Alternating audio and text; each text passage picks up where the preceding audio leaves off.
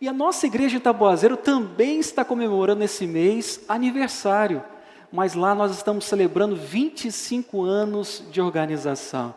Mas quando o pastor me fez o convite, eu falei, não, o convite é uma convocação, me deixe lá, eu tenho que ir lá adorar a Deus juntamente com os irmãos. Então, por gentileza, abra a sua Bíblia no Evangelho de Atos, Atos capítulo 19. Atos capítulo 19, a partir do versículo 8. E o tema de nossa mensagem é: faz de novo, Senhor. Faz de novo.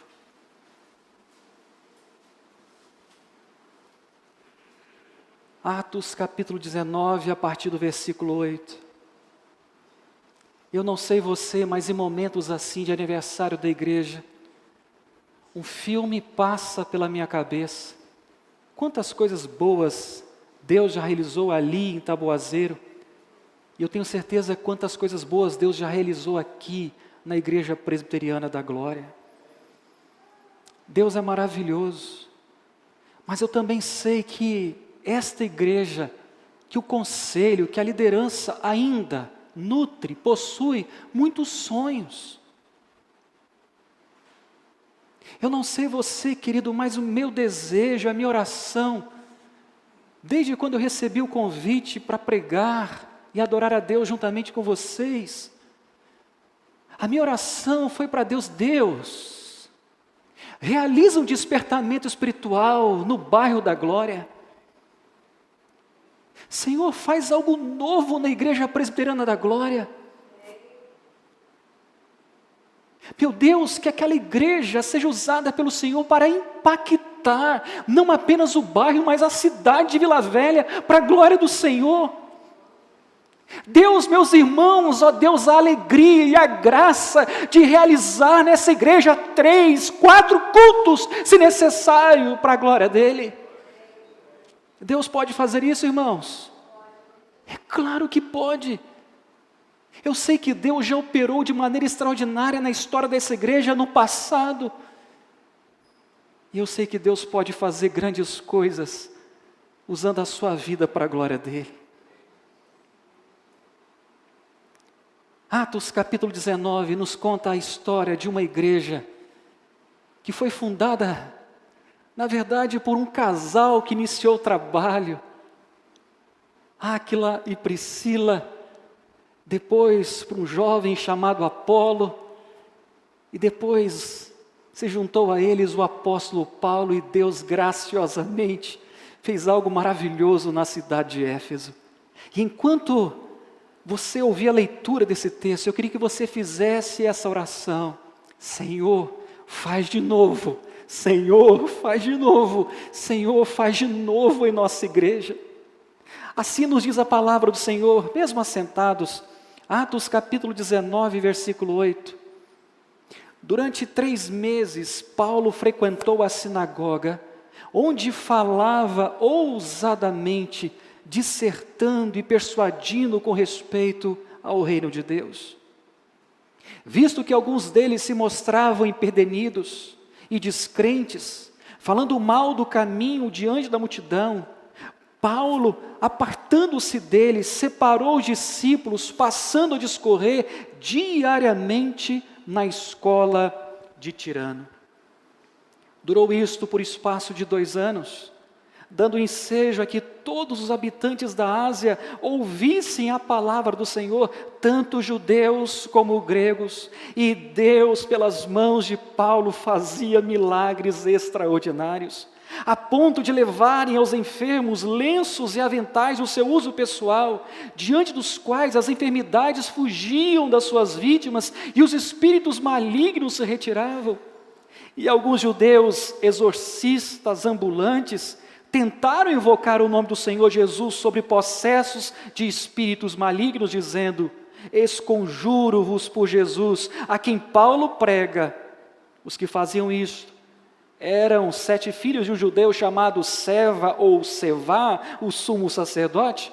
Mas o espírito maligno lhes respondeu: conheço a Jesus e sei quem é Paulo, mas vós, quem sois? E o possesso do espírito maligno, Saltou sobre eles, subjugando a todos, e de tal modo prevaleceu contra eles, que desnudos e feridos fugiram daquela casa. Chegou este fato ao conhecimento de todos.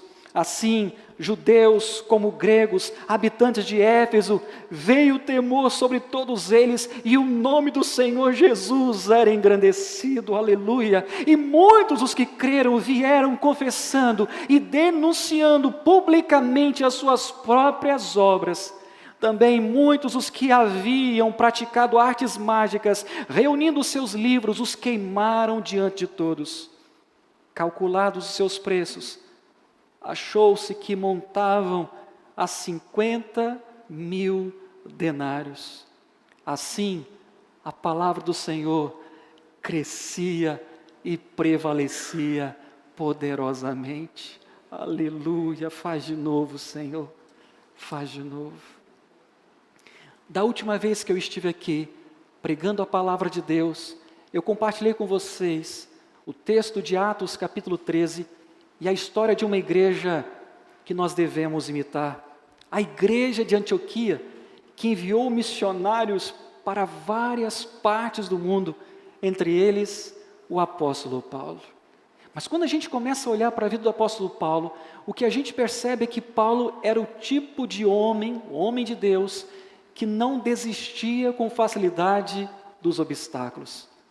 E se existe uma lição que eu aprendo com Paulo, é que uma porta fechada por Deus hoje não significa o fim de um sonho, mas certamente o início de algo extraordinário que Deus quer fazer em nossa vida, em nossa igreja, para a glória dele.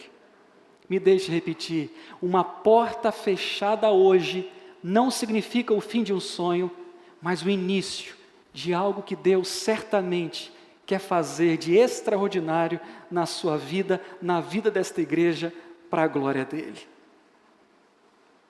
Paulo queria muito pregar o evangelho na Ásia. Ele tentou fazer isso durante a segunda viagem missionária, mas ele foi impedido pelo Espírito Santo de Deus. Mas Paulo era também um homem sensível à voz de Deus, e ele aprendeu que esperar em Deus é sempre a melhor estratégia. Então, o Espírito Santo de Deus falou com ele através de uma visão, dizendo: passa a Macedônia e ajuda-nos. Ao invés de ir para a Ásia, ele foi pregar a palavra de Deus na Europa. Pregou em Filipos da Macedônia, em Bereia, em Tessalônica, em Corinto, em Atenas. Pregou por toda a Europa conhecida do mundo antigo.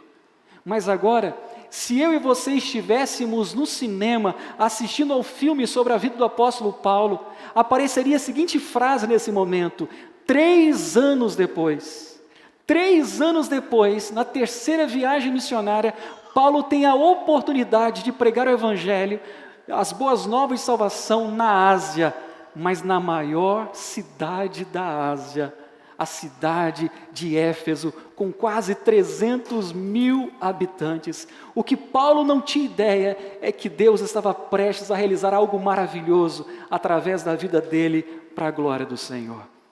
Quando Paulo chegou à cidade de Éfeso, ele procurou uma sinagoga e começou a pregar. E de imediato o milagre aconteceu. A Bíblia diz no versículo 8 que durante 3 meses ele pregou e não teve nenhuma perseguição. Isso era incomum, porque todas as vezes que Paulo começava a pregar, sempre se levantava a perseguição. Na primeira viagem missionária em Listra, ele foi apedrejado. Depois, em Tessalônica, ele foi convidado a se retirar da cidade. Em Bereia, os judeus de Tessalônica foram até Bereia e expulsaram o apóstolo Paulo. Quando ele chegou a Atenas, foi ridicularizado, desprezado. Quando chegou à cidade de Corinto, ele teve um certo sucesso, mas depois teve que fugir da cidade, foi obrigado a sair da cidade, senão seria morto. Ou seja, do início ao fim do seu ministério, Paulo era um homem que estava acostumado com perseguição. Mas agora no versículo 8, ele prega 3 meses e não há nenhuma perseguição, um verdadeiro milagre, tudo ótimo, tudo bem, tudo tranquilo. Depois de 3 meses, porém, versículo 9 nos diz que algumas pessoas permaneceram empedernidas E você conhece alguém assim? Uma pessoa empedernida? É uma pessoa com coração duro, uma pessoa seca, teimosa, obstinada. As pessoas ouviram Paulo pregar e o coração continuou duro, petrificado. Mas Paulo não desistia com facilidade. Mas ao invés de brigar pela sinagoga, o que ele fez? Procurou um lugar para poder ensinar a palavra de Deus. E ele encontrou uma escola. Naquela época não havia templos cristãos. E ele encontrou uma escola, a escola de um homem chamado Tirano. Já imaginou um professor com o nome de Tirano? Eu não sei na sua época no seminário, reverendo Arildo, mas eu tive um professor de hebraico, homem de Deus, conhecido como Tião Malvadeza.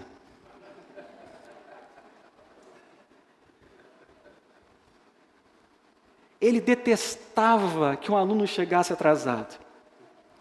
E eu lembro que na sala do seminário lá em São Paulo, a porta, a maçaneta, era uma maçaneta redonda. E o que ele fazia? Ele esperava todo mundo entrar, sempre tinha os alunos atrasados. Ele entrava, retirava a maçaneta da porta. Os atrasados chegavam, gente, cadê a maçaneta? Como é que eu vou entrar? Não entrava.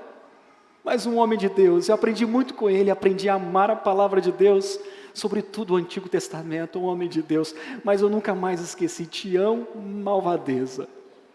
Mas esse tirano aqui, não é no sentido de cruel, mas de um homem importante, era um professor de filosofia, e ele tinha uma escola, e ele então entrou em acordo com o apóstolo Paulo, ok, você pode ensinar na minha escola, tudo bem, e qual é o horário que o senhor vai me dar para lecionar na escola? Deixa eu pensar, de 11 horas da manhã até as 4 horas da tarde. Mas esse horário, os manuscritos antigos dizem isso, que Paulo lecionava de 11 horas da manhã às 4 horas da tarde, no pior horário da cidade de Éfeso, e eu vou mostrar para você por quê. Aqueles que têm mais de 30 anos, mais de 40, o que é que você gosta de fazer domingo após o almoço? Se você tem mais de 30, alguns não precisam nem de 30 anos, né? Dormem com a facilidade que é impressionante. Pastor, o senhor acredita que eu já dormi em pé no ônibus?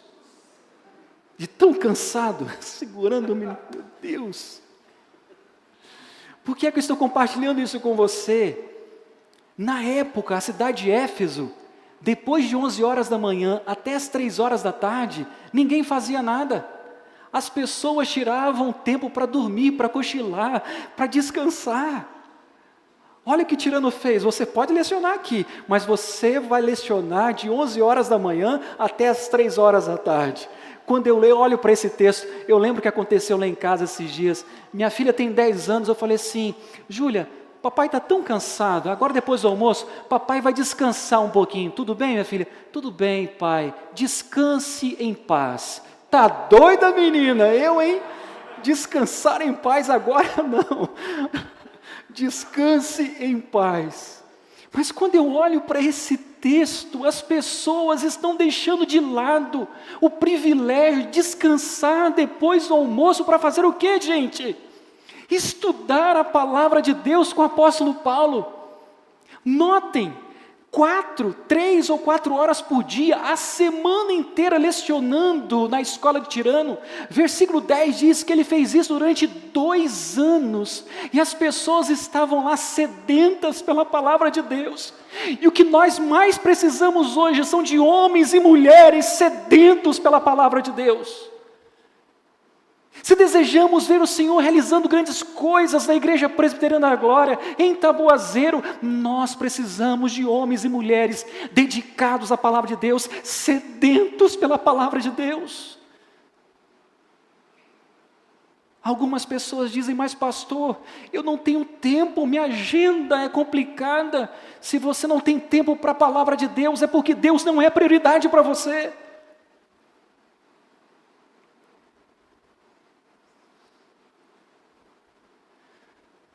Eu falei sobre o seminário, eu me lembro que um professor me chamou para trabalhar com ele numa igreja. na igreja que ele pastoreava, e eu estudava em São Paulo, na Zona Sul, mas a igreja do professor era em São Bernardo do Campo. E se alguém aqui morou em São Paulo, conhece São Paulo, vai entender o que eu vou dizer. Tinha um culto de doutrina, de estudo da palavra, sexta-feira à noite, gente. Eu entrava, embarcava no ônibus, e o ônibus sempre cheio. Sexta-feira, 5 horas da tarde, o ônibus cheio.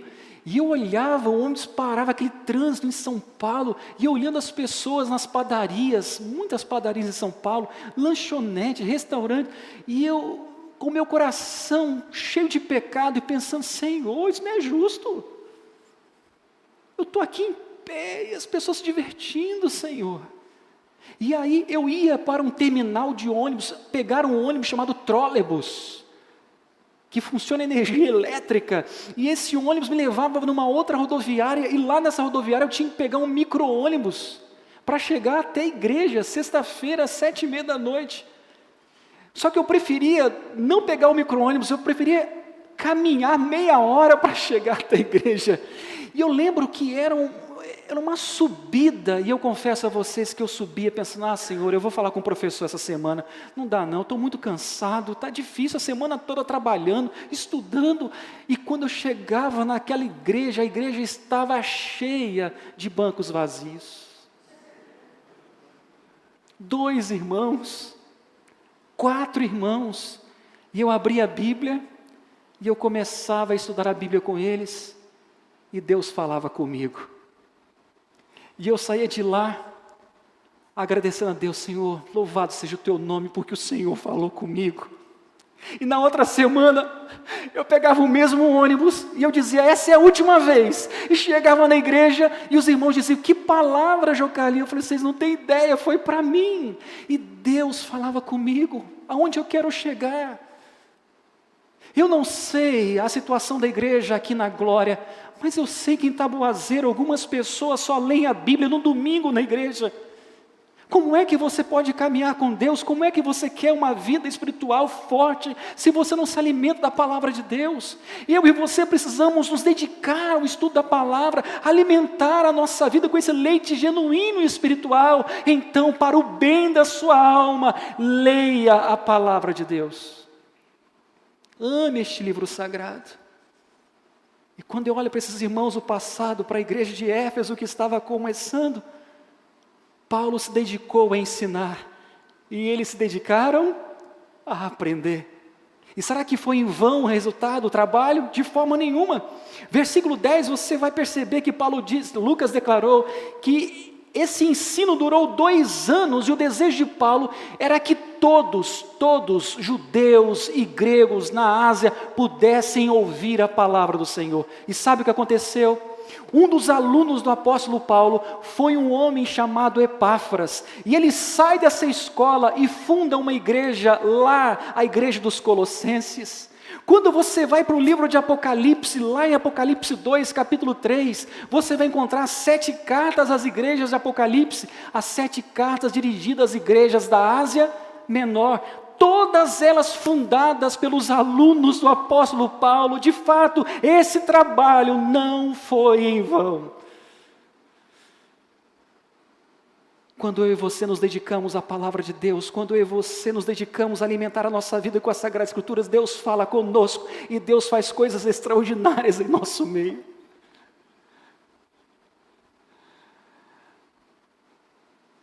Naquela época eu também trabalhei numa outra igreja, de um outro professor, lá em Diadema. Falei, Senhor, o que o Senhor quer comigo? Eu tive que montar um curso de teologia, um instituto bíblico. Toda semana eu estava lá até 10 horas da noite, gente. E a mesma história, cansado. Mas depois que eu me formei, 5 anos depois, eu fui fazer um curso em São Paulo. E eu me lembro que nós estávamos em 100 alunos naquele curso. 100 alunos no auditório. E depois, na hora do almoço, saímos, todo mundo almoçando, e de repente, eu com os meus amigos, conversando e tal, tudo pastor, gente de várias igrejas. veio uma irmã, bateu nas minhas costas e disse assim: Jô Carli? Falei: sou eu? A mesa parou para ver o que a irmã tinha para falar comigo. Você lembra de mim? Não. Eu sou ótimo nisso, oh Jesus. Não. Eu sou a irmã, lá da igreja do Jardim Marilene, lá em Diadema. Fui aluna sua do curso de teologia. E eu fui tão impactada pela palavra de Deus, que nesse curso aqui hoje, eu sou a única mulher em meio aos 100 alunos desse curso. E eu quero te agradecer, porque você se esforçou lá atrás para pregar a palavra de Deus, nos ensinar a palavra de Deus. Os meus amigos ficaram olhando e eu por dentro: glória a Deus, Deus é bom. O trabalho não foi em vão.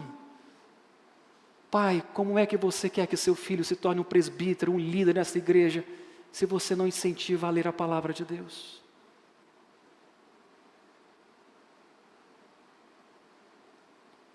E quando a palavra de Deus ela é lida, ela é explicada, há um desejo, há fome pela palavra de Deus, coisas extraordinárias começam a acontecer no meio do povo de Deus. No versículo 11, é exatamente isso que nós encontramos, porque Lucas declarou que Deus, pelas mãos de Paulo, fazia milagres extraordinários. Wellington, eu não sei você, mas todas as vezes que eu leio esse texto, eu me pergunto: todos os milagres são extraordinários. É algo que acontece fora do comum. Então por que Lucas escreveu milagres extraordinários? Eu vou explicar para você. Foi algo tão maravilhoso, que Lucas não estava acostumado. Ele nunca tinha visto. E a única forma de escrever foi algo extraordinário. Deus usou a vida de Paulo e eu nunca tinha visto isso, então foi algo extraordinário. E o que foi que Deus fez? Versículo 12, você conhece a história, diz a Bíblia que Paulo era um fazedor de tendas, e as pessoas iam até onde Paulo trabalhava, pegavam o lenço do apóstolo Paulo, pegavam o avental do apóstolo Paulo, talvez uma toalha, e levavam para casa onde estava uma pessoa doente, colocava a toalha, colocava o avental, e as pessoas eram curadas. Em Taboazeiro ninguém quer pegar o meu lenço. Deixa eu mostrar uma coisa para você. Algumas igrejas dizem que esse texto significa que Paulo abençoou os seus utensílios pessoais, seus objetos pessoais, e então as pessoas levavam para casa porque Paulo fez isso. Não! As pessoas pegaram sem que Paulo notasse, sem que Paulo ordenasse. O que nós temos aqui não é uma prerrogativa, não é uma ordem para fazermos isso hoje, não. O que está acontecendo aqui foi uma maneira de Deus autenticar o ministério do apóstolo Paulo, de confirmar e dizer para as pessoas: esse homem é um homem de Deus, ele é ungido, é o meu instrumento precioso. Então, quando você se deparar com alguém vendendo um sabonete que é capaz de perdoar os pecados, com a vassoura que é capaz de varrer as coisas ruins de casa, ou com a caneta que é capaz de trazer coisas grandiosas à sua vida, quando você escrever, não faça isso, não tem nada disso na Bíblia. O fato é, Deus em sua graça usou essa superstição das pessoas para curar, para fazer coisas maravilhosas. E o que eu aprendo aqui, irmãos, é que quando a palavra de Deus, ela é lida, ela é buscada, ela é explicada, ela é aplicada, ela é vivida, grandes coisas Deus faz no meio do seu povo. Eu tenho certeza que Deus já fez coisas extraordinárias nesses 45 anos da Igreja Presbiteriana da Glória. Eu tenho absoluta convicção. A cada ano que eu chego aqui, a igreja está mais bonita. Eu tenho certeza que muitas pessoas foram curadas nessa igreja. Muitos casamentos foram restaurados. Muitas famílias que estavam quebradas foram consertadas para a glória de Deus, restauradas para a glória de Deus. Mas eu preciso compartilhar 2 histórias com você do que Deus pode fazer na vida da igreja. E essas 2 histórias não é para mostrar, olha como Deus é bom com o pastor Jô Carli, com a igreja em Taboazeiro. Não para mostrar o que Deus pode fazer. Recentemente nós recebemos o pedido de uma jovem missionária, uma menina que está estudando para missões e que não tem recursos algum. Eu conheço o histórico, eu conheço a família. E aí ela mandou uma solicitação. Está longe, estudando a palavra de Deus, no norte. E aí o conselho rapidamente se juntou, vamos abençoar essa irmã. Nós estamos fazendo grandes investimentos na igreja, mas vamos abençoar. É para missões. Na semana seguinte, uma irmã entra em contato comigo, pastor, eu quero o número da chave Pix da igreja, porque eu quero depositar uma oferta para a igreja. E quando eu vi o valor da oferta, eu não tinha ainda me atentado, mas o valor que a irmã depositou é o valor que a gente investe para manter os 5 missionários que a igreja colabora, mais a oferta que o conselho destinou à irmã. Olha o que Deus faz. O conselho deposita uma parte e Deus diz, não, eu vou dar quase 4 partes que vocês deram para ela, 4 vezes mais. Deus faz isso. Eu me lembro que no meu primeiro ministério, um homem de pouca fé, nós recebemos uma irmã em nossa igreja, uma missionária, na escola dominical, igreja simples, povo simples. E essa irmã precisava, em 2009, ela precisava, ou melhor, 2007, ela precisava de R$1.000 para enviar alguns livros para um seminário presbiteriano lá na África. R$1.000 naquela época, para a nossa realidade, era muito dinheiro. E eu fui para a frente da igreja, desafiei a igreja, meus irmãos, vamos ofertar hoje à noite para missões? Vamos, pastor. Quando eu entrei no carro, conversei com a minha esposa, com a Lu, e perguntei, Lu, quanto é que a gente vai dar de oferta? E Deus já tinha colocado o valor no meu coração.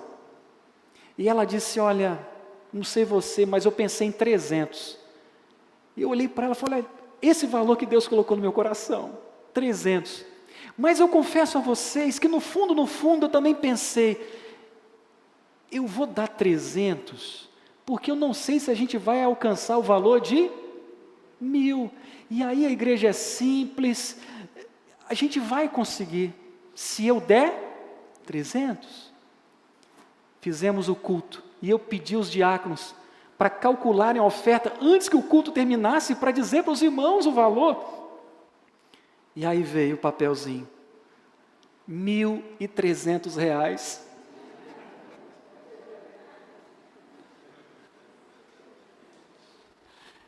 Era como se Deus estivesse dizendo, você tem que ter mais fé, tem que confiar mais em mim, a igreja é minha, a obra é minha, e eu posso fazer coisas extraordinárias, mesmo nessa igreja que aos seus olhos é uma igreja simples. Nunca mais esqueci a lição. Eu tenho certeza que Deus já fez coisas maravilhosas na vida desta igreja, e eu tenho certeza que Deus vai fazer muito mais para a glória dEle. Mas não se engane, aliás, deixa eu dizer mais, eu não sei quantos missionários a Igreja Presbiteriana da Glória sustenta, ajuda, apoia, mas irmãos, se nós queremos ver a obra de Deus avançando, nós precisamos ter um coração missionário, nós precisamos investir em missões, e a experiência tem me ensinado que quanto mais a gente investe em missões, mais Deus abençoa a igreja. Então, que Deus desperte em você um coração missionário, que Deus coloque em seu coração desejo de contribuir com missões, de orar por um missionário, de pedir a Deus, Senhor, levante nessa igreja, não apenas pastores, mas missionários para a glória do Senhor. Porque quando a igreja faz isso, nós não temos ideia, mas Deus faz coisas lindas em nosso meio. Mas, quando a igreja se levanta, o diabo ergue uma sinagoga. A palavra de Deus diz no versículo 12, aliás, o versículo 13, que havia ali na cidade de Éfeso, uma cidade terrível e idólatra, alguns judeus exorcistas, ambulantes. Me deixa explicar para você o que eles faziam. Eles andavam de cidade em cidade com uma sacola, como as pessoas que vendem garrafadas por aí, dizendo ter cura para qualquer doença. E quando eles ficaram sabendo do que estava acontecendo em Éfeso, através do ministério de Paulo, eles não pensaram 2 vezes, olha que coisa boa, se ele menciona o nome de Jesus, vamos fazer a mesma coisa, vamos mencionar o nome de Jesus e as pessoas serão curadas e nós vamos ganhar muito dinheiro. E quem eram essas pessoas? Versículo 14 diz que eram 7 filhos de um sumo sacerdote chamado Seva ou Seva. Sabe o que é interessante? Não há nenhum registro na história do povo de Israel, no povo judeu, de um sumo sacerdote com esse nome. Ou seja, ele era uma farsa, um golpista, e ensinou os filhos a se tornarem falsos curandeiros. E você conhece a história? Quando eles entraram numa casa e se depararam com um homem possesso de espírito imundo, o homem possesso perguntou para eles: quem são vocês? Porque eu conheço a Jesus e conheço o apóstolo Paulo. E eles disseram: nós exortamos, saia desse homem, em nome do Jesus que Paulo prega. Nós sabemos quem é Jesus e conhecemos Paulo, mas quem são vocês? Eles foram capazes de enganar alguns cidadãos de Éfeso, mas não foram capazes de enganar o maligno. E a Bíblia diz no versículo 16 que o espírito possesso, então, o homem se lançou sobre eles a tal ponto de deixá-los desnudos, quebrados, feridos. E eu gosto da palavra ferido aqui, que é uma palavra na língua grega, que deu origem a uma outra palavra em português que significa traumatizado. Eles saíram traumatizados, quebrados. Eu tenho certeza que nunca mais eles mencionaram o nome de Jesus novamente, tanto medo que eles ficaram. Mas o resultado disso, versículo 17 nos diz que as pessoas ficaram com tanto medo, apavoradas, tanto judeus quanto gregos ficaram tão apavoradas que começaram a engrandecer o nome do Senhor Jesus. Notem, numa cidade onde as pessoas costumavam dizer: grande é Diana dos Efésios, agora eles estão dizendo: grande é o nome do Senhor Jesus, grande é o nome do Senhor Jesus, grande é o nome do Senhor Jesus, grande é o nome do Senhor Jesus. E então o versículo 18 nos diz que as pessoas vieram até a praça, confessando seus pecados, reconhecendo as falhas que praticaram, cada um denunciando, publicamente falando os erros que cometeram. Versículo 19 nos diz, versículo 18 nos diz, que eles não apenas fizeram isso, mas, aliás, versículo 19, muitos também vieram com seus livros de magia, de feitiçaria, em praça pública amontoaram os livros e colocaram fogo naqueles livros. Naquela cidade, a cidade de Éfeso era conhecida por vender livros mágicos. Pessoas do mundo inteiro iam até Éfeso para comprar um livro mágico. Mas agora, depois que eles viram o poder do Senhor Jesus, eles reconheceram: o nome de Jesus é mais poderoso que Diana dos Efésios. E lançaram os livros. Eu queria ter visto essa cena, essa linda cena, que coisa maravilhosa. E aqueles livros e livros de magia sendo queimados. E Lucas fez questão de somar e calcular e dizer que se todos aqueles livros fossem vendidos, o resultado seria 50.000 denários. Um denário era o equivalente a um dia de salário de um trabalhador comum. 50.000 denários, 50.000 salários de um trabalhador comum, ou 150 anos trabalhado. Alguém fez questão de calcular e chegou à seguinte questão: provavelmente nos nossos dias seria algo em torno de 1 a 3 milhões de dólares. É muito dinheiro, não é? E por que é que eles não venderam? Por que é que eles não doaram lá para o templo de Diana dos Efésios? O maior templo pagão de todo o mundo na época. Por que não fizeram isso? Simples, porque eles não queriam que ninguém mais se contaminasse com aquilo que eles foram contaminados. Nós não podemos transferir isso para alguém, nós temos que queimar. Tem que haver agora, temos que nos desfazer disso de uma vez por todas. Tem que ter um sacrifício. E eu não posso avançar sem antes perguntar para você. Eu sei que a pandemia deixou algumas sequelas na vida da igreja. Muitas pessoas ainda, claro, alguns, nós entendemos perfeitamente, por questão de saúde não podem estar conosco. Mas algumas pessoas não voltaram para a igreja, porque estão frias espiritualmente, não leem a palavra, não oram, não têm coragem de vir à igreja. Ou outras se envolveram de tal forma com o mundo que esqueceram das coisas de Deus. E eu preciso perguntar a você nessa noite, o que é que você precisa deixar em sua vida para melhor servir o Senhor? O que é que você precisa jogar fora, queimar, se desfazer para dizer: Deus, a minha vida é toda sua? O que você precisa hoje sacrificar na sua caminhada com Deus? Eu queria que você fizesse uma avaliação de sua vida, sua caminhada com Deus nesse momento. Olhasse para você e chegasse de conclusão: meu Deus, eu preciso fazer isso. O que você precisa abandonar, o que você precisa jogar fora, o que você precisa se desfazer, o que você precisa sacrificar, tem que custar algo para você.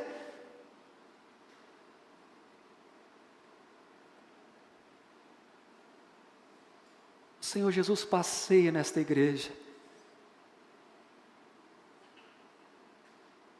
E o que é que você precisa fazer na sua vida hoje, a fim de melhor caminhar com o Senhor desta igreja, com o Senhor Jesus? De maneira prática, me deixa aplicar. Existem alguns tipos de músicas que você não pode ouvir, não trazem nenhuma edificação. Existem alguns programas de televisão que você não deveria assistir, se você quer um maior compromisso com o Senhor. Existem algumas amizades que você não deveria ter. Existem alguns sites na internet que você não deveria acessar.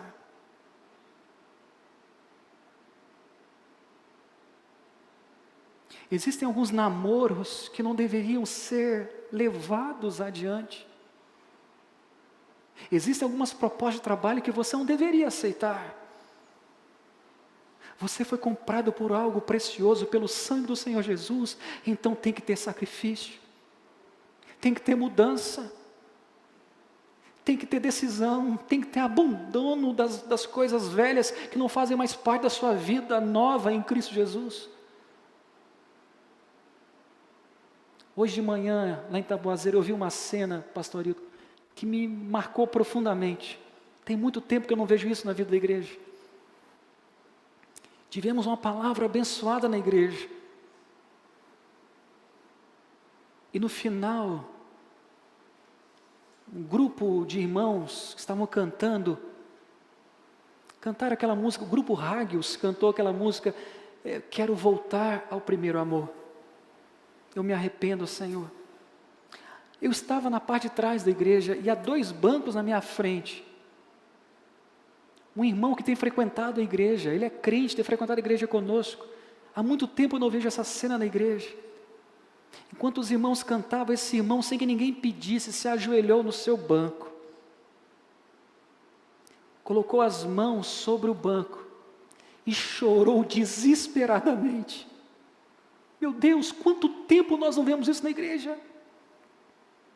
O que é que aconteceu com a gente, meus irmãos?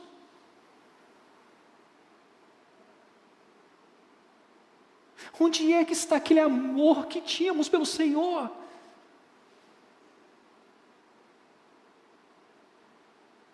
Cadê o fervor espiritual? Cadê a sensibilidade de dizer: meu Deus, fala comigo, Senhor? Notem, tudo começou com a dedicação pela palavra de Deus. Quando eu e você negligenciamos a palavra de Deus, o esfriamento toma conta da nossa vida. Então, mais uma vez, eu te pergunto: o que é que você precisa deixar hoje para melhor servir ao Senhor desta igreja?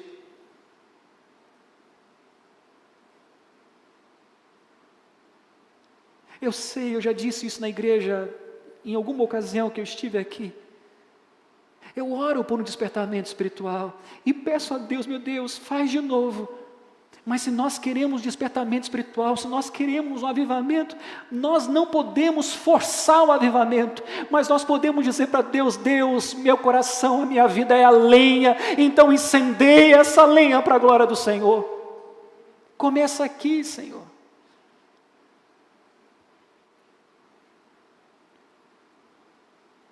As pessoas estavam arrependidas, quebrantadas, o fogo em praça pública e o coração incendiado pela palavra de Deus.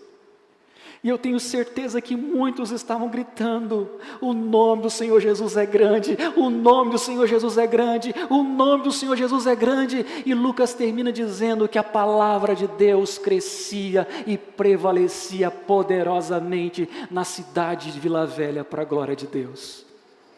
Mas pastor, não está isso na minha Bíblia, não está escrito aqui. Mas Deus pode escrever isso hoje para a glória dEle.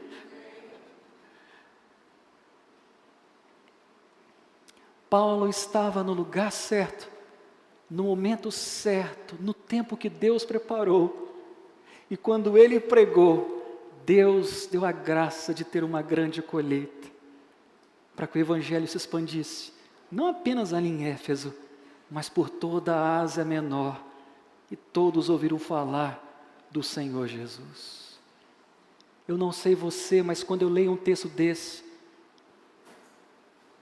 dentro do meu coração, na minha vida, fica aquele pensamento: será que Deus pode fazer de novo? Será que Deus poderia fazer? Por que Deus não faz isso hoje no nosso meio? Já imaginou a cena, as pessoas aqui no bairro da Glória, de cidade de Vila Velha, as pessoas procurando a igreja quebrantadas? Deus pode ou não pode fazer isso, irmãos? Deus pode ou não pode, irmãos? Em 1940, teve um professor de um seminário, certamente você já ouviu essa história que é verídica. Em 1940, num seminário dos Estados Unidos, um professor chamado John Ward, ele resolveu fazer uma viagem com seus alunos até a Inglaterra para conhecer alguns pontos importantes da história da igreja. E eles foram visitar a casa de um dos maiores pregadores avivalistas da história da igreja, um homem chamado John Wesley, pregador do século XVIII. E eles entraram na casa, que era de John Wesley, e o guia mostrou o quarto de John Wesley, a cama, a escrivaninha, e o tapete próximo da cama, surrado, com 2 marcas no tapete. E o guia disse: nesse tapete, John Wesley orou para que Deus trouxesse um avivamento na Inglaterra. E Deus respondeu a oração dele. Quando a visita terminou, o professor chamou os alunos e eles embarcaram no ônibus. E o professor percebeu que estava faltando um aluno. Está faltando um. E ele voltou. Quando ele entrou na casa, no quarto, ele encontrou o aluno lá no tapete de John Wesley, ajoelhado e dizendo: faz de novo, Senhor. Faz de novo, Senhor. Faz de novo, Senhor. O professor bateu a mão no ombro dele e disse: ei, Billy, vamos embora. O nome do aluno, Billy Graham. Deus, um dos maiores pregadores batistas da história da igreja. Deus pode ou não pode fazer de novo, irmãos? Deus pode ou não pode fazer de novo, irmãos? É claro que pode. E Deus pode fazer isso hoje. Deus pode fazer durante esse mês de aniversário da igreja. E o meu desejo é que Deus use a sua vida, que você seja um homem dedicado à palavra de Deus, uma mulher dedicada às Sagradas Escrituras, que você ame o Senhor Jesus de todo o coração, que você saia daqui hoje decidida a colocar em sua vida em ordem, dizendo para Deus: meu Deus, faz de novo, realiza um avivamento em nossa igreja, em nosso bairro, em nossa cidade, para a glória do Senhor, mas Deus, faz de novo.